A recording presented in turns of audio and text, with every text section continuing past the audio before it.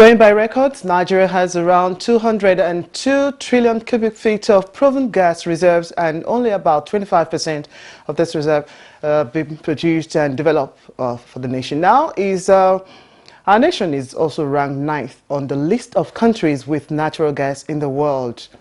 On the continent, it's the highest, we are told. And yet, with this figure, is still the highest for gas flares among the gas flares country globally. The federal government has made it a priority to unlock and harness the potential of its gas resources and support sustainable economic growth and diversification. Now, more importantly, is the federal government's commitment to a national flare-out target by next year, 2020. This development has given rise to a Nigerian gas flare commercialization program that will add value to the gas resources for wealth creation. What is the situation with this project? Where are we, and how well are Nigerians ready to actually live up to this billing in terms of response? We'll attempt to find answers to these and more questions on Nigeria Today. My name is Blessing Abu. Welcome to the program.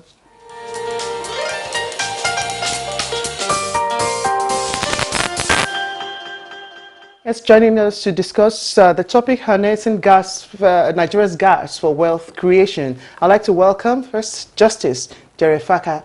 He's the Program Manager, Nigerian Gas Flare Commercialization Program, Office of the Minister of State for Petroleum Resources. Welcome to the program, Justice. Thank you for having me.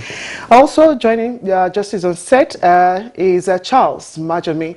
He's a Team Lead Gas Portfolio Facility for Oil Sector Transparency and Reform in Nigeria.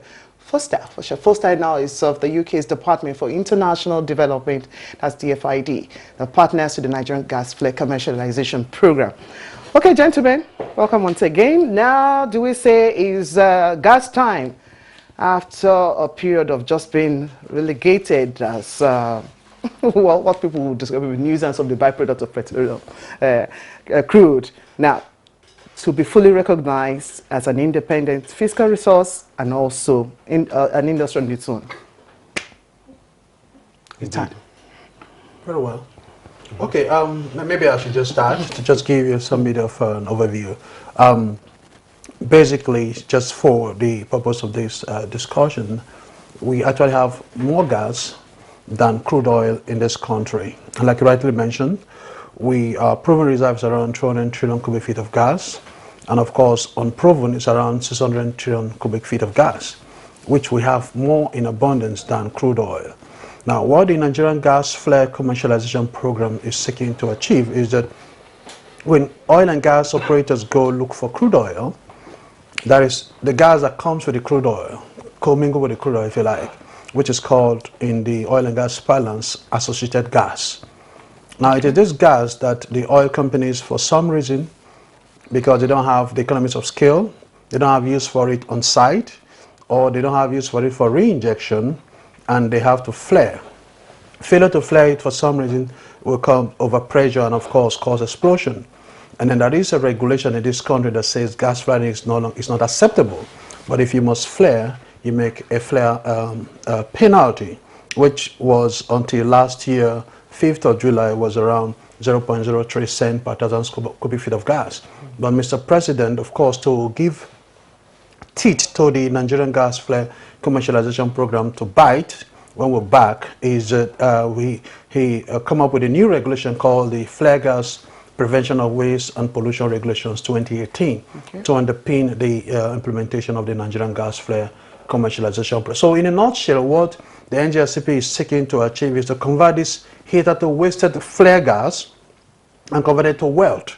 So we are looking at excising our right in the Petroleum Act of 1969 in Section 9 and Section 11, and in particular paragraph 35B, where the federal government is saying they will take this flare gas from producers without payment of royalties and give it to competent third parties that will have the technology and of course the financial war chest to come up with innovative gas utilization projects and convert this flare gas, instead of wasting it, and convert it to what we call flare gas to market product like LNG, LPG, fertilizer, methanol, ammonia, urea, and the likes of it. Okay, fine. I know over the years, of course, despite the huge resource with gas, Flaring gas flaring has always been an issue for the nation, especially in the region where it's most The Niger Delta, yes. exactly. And for people now, we are actually giving, like you said, we're giving teeth to it to actually come in a much more economic viability. Let's share from what is already brought to the table. What are we expecting to see moving forward? Because this is an issue over time. People believe it's done much damage. We've not been able to harness that. We have this huge one, and nothing really is being done. What is going to change? Well, I think you have to view this program as opportunity meets necessity.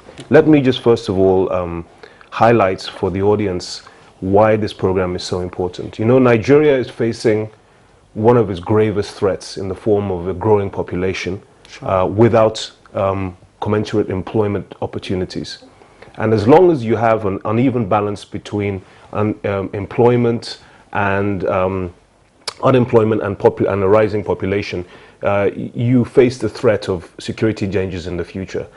Once one low-hanging fruit solution to solving both our climate issue obligations globally and addressing the economic realities concerning the imperative of creating employment is to add value to our resources. This is a robust program that seeks to harness the economic value from a resource that has been flared on a daily basis, that will provide jobs, will provide value chains, will substantially impact on Nigerian GDP and growth, and position Nigeria as a market for petrochemicals and for products like liquefied petroleum gas, which is cooking gas, which would be which is very much needed in our population, which would replace more dangerous cooking fuels such as kerosene, which is causing Nigeria to be amongst the highest female mortality rates from cooking. It will decrease the need to cut down our forests and deforestation. So all around, it is a robust approach towards solving many different issues. Okay, let's step back from at least before we get to some of the things, that laudable things that already this aspect is going to be addressing. Of course, either to most of the complaints for those of you big players in the sector, the oil and gas sector, have been aspect of infrastructure. Of course, if we recall the several big wins. Because the third one has looked at gas revolution, exactly, and now trying to link it back to the economic growth outlook. What exactly will you be doing in terms of infrastructure? Those are deficits in infrastructure. Those are some of the things that's majorly, or at least those of you in the sector have always complained about. You know, what I would say to that, and I'm sure Justice will have also something to say, is that infrastructure is a key element of any kind of local industrialization. Sure. You need infrastructure as a key enabler to all the activities that are envisaged. What's peculiar and what's very interesting about the gas flare commercialization program is that it seems that technology has caught up with us to a certain extent. So where before we needed very cumbersome and expensive pipelines to take the gas from the site, we now have virtual pipeline systems, which is basically a way of enhancing compression of gas in trucks, and you can actually take large quantities of gas that you would ordinarily have piped by that. There's also a lot of skid-mounted technologies, micro petrochemical technologies that can be put up very quickly and very inexpensively, that weren't available several years ago. If technology has advanced this for us, well, Justice could take that as well, if and you have any addition. What about the capacity on the ground, personnel, and also what other things that will man or at least advance this technology for us? Because we know issue with the pipeline, like you said already. We had issue of pipeline breaking up and all of those ones, insecurity generally. So are you going to be addressing that through this project? Yes, so before we what I like to say, before we left the train station, because the NGSB train had left the station. So a lot of people that want to get on board need to do catch up with us. Okay. So even though we get to the next station, we won't stop. It will be moving at the slope that you get on the board and they will move on. When we're looking at the design of the NGFCP, we look at it holistically. So for once, during the design, the Minister of Petroleum Resources, the Nigerian National Petroleum Corporation, and the Department of Petroleum Resources all sat down to say, let's address this issue once and for all. Why has it never been achieving the desired result? Now, I need to mention this. Over the years, we've recorded 70% decline in terms of gas flaring. We were number 2 some years back, but as today we're number 7 in the League of Gas Flare Nations. But we equally want relegation in that league. We want to get out of that league, which is what this is what the NGFCP is trying to achieve. So what we now try to do is that now in 2001 we were flaring 50% of the associated gas we produce, but as of today, as of June 2019, it's around 11%. Okay. But the volume of gas we flare is still worrisome, in the extent that in a day we flare around over 800 million standard cubic feet of gas in a day, which is enough to double our power utilization, power generation in this country. In this country, what we use for power is around 750 million scoop of gas per day. And then for the domestic industry, it's around 450, which means we could triple that.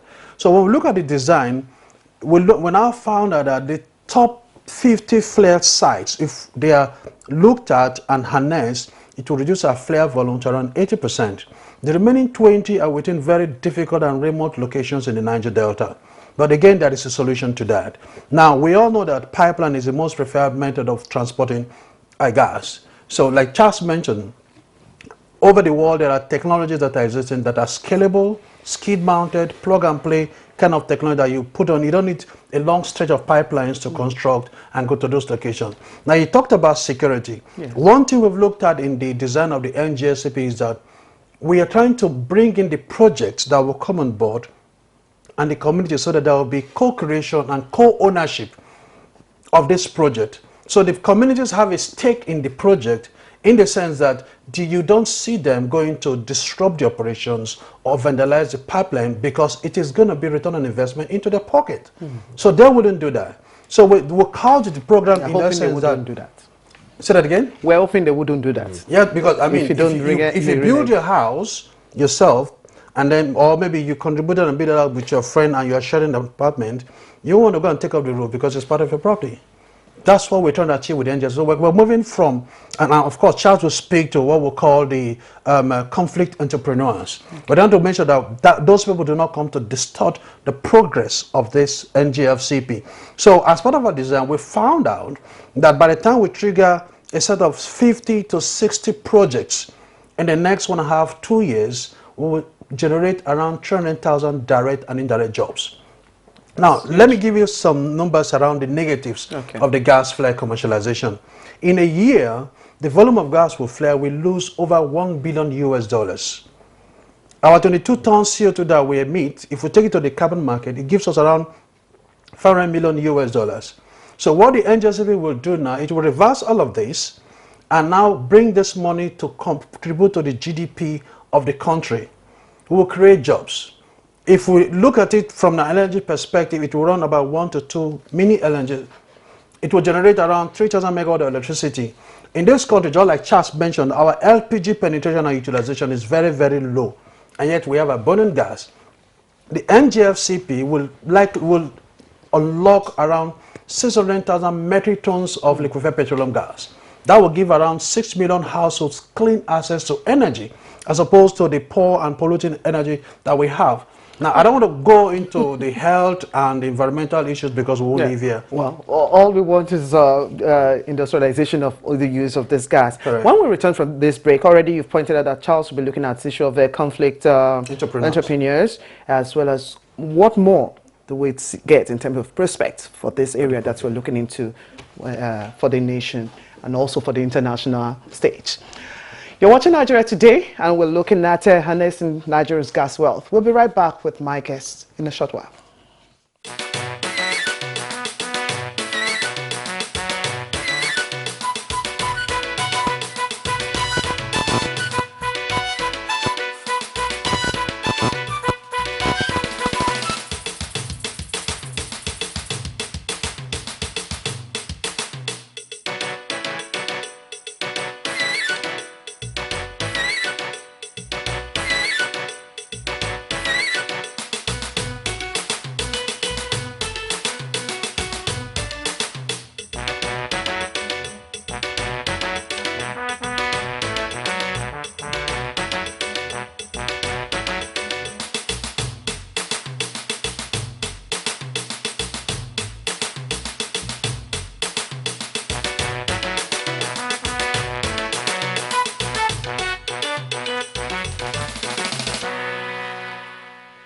Yes, welcome back. You're still watching Nigeria Today, and my guests, Justice Derifaka and Charles Bajami, are still here, taking a look at harness in Nigeria's gas wealth. Okay, gentlemen, before the break, we already started talking about what opportunities are there. But then there are also the other side of conflict and insecurity generally. Okay, Charles, you were to take us on that lane. What more do we need to know in terms of conflict entrepreneurs?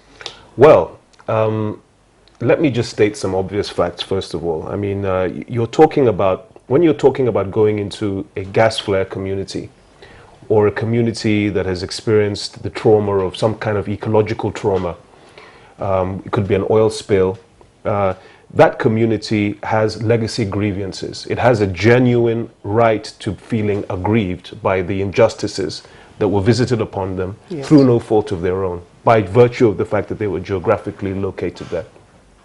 We term them impacted or host communities. Yes. And what we've found is that very often these genuine grievances have been manipulated by actors either within the community or outside the community for their own narrow rent-seeking benefit. So you might imagine a scenario where there is a community that has multiple ethnic groups that has experienced the trauma of gas flaring for many years, and a character might emerge and decide that it's in his interest to take an extortive view with respect to, by raising that genuine grievances, riling up the emotions in the society, maybe creating divisions between one ethnic group and another, and causing such a substantial mess in the hope that they can actually evince some kind of rent from the sponsors of that event.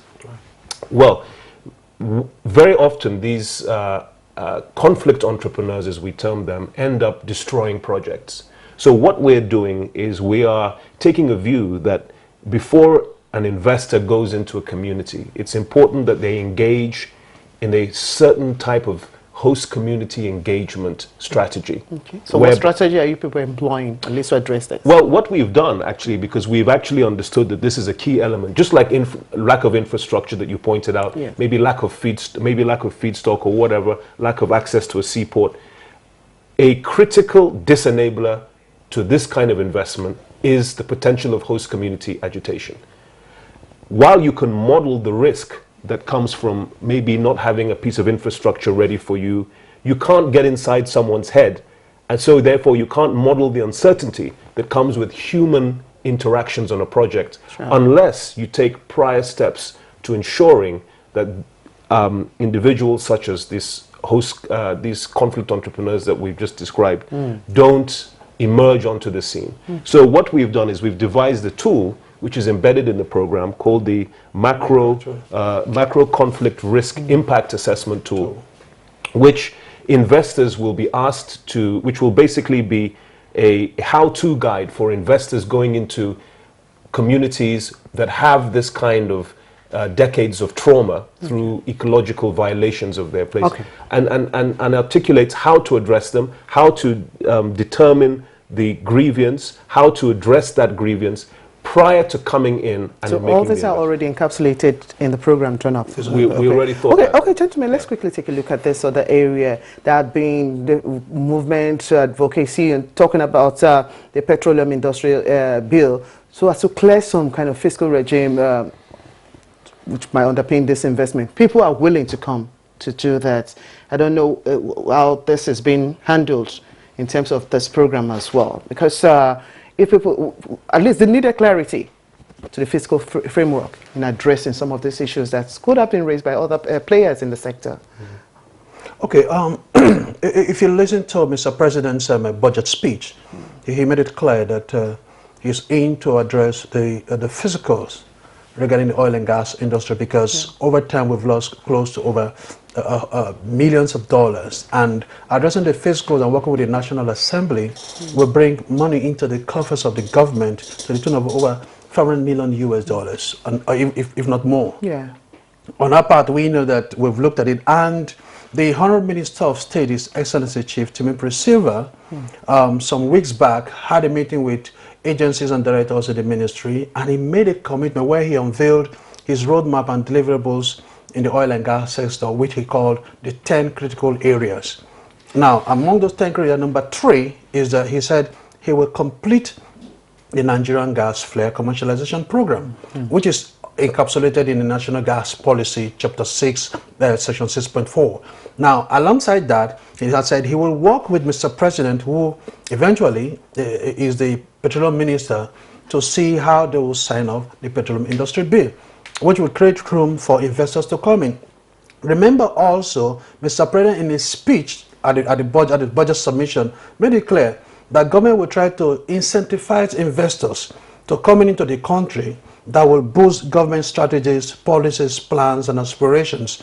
And then that way, this will now take out people out of poverty, which is one of which is the 10th critical areas for the Honorable Minister of State, Petroleum Resources Chief Temi Presiva as well. Now, if you look at what the NGLCP is trying to do, which again, which is key, which is part of government policy, from a policy point of view. Now, we NGLCP were doing the implementation phase of the policy of government, where we're going to create around 300,000 direct and indirect jobs. We're bringing in investors. Matter of fact, as part of our sensitization, some host communities are some of the qualified applicants in the gas flare commercialization that will be bidding for their own flares, which, by the way, we're giving at almost free, 25 cents per thousand scope, the cheapest in the world. Okay. So I know you've talked about this different steps. So what point are we now in what's already is being planned for this project or the program? Let me use it as it is. All right. So we are what I call the second and most critical phase of the program. So last year, November, we finalized the transaction and commercial structure of the program, again with the support of our development partners, David Foster, Charles, thanks to you again, and then our other partners from the USAID, Power Africa Project, and then the third is the World Bank through the Global Gas Flare Reduction Initiative, GGFR. So we now issued the expression of interest to the public to say, if you're interested to play in this space, please register. And we have over 800 interested parties and then that registered.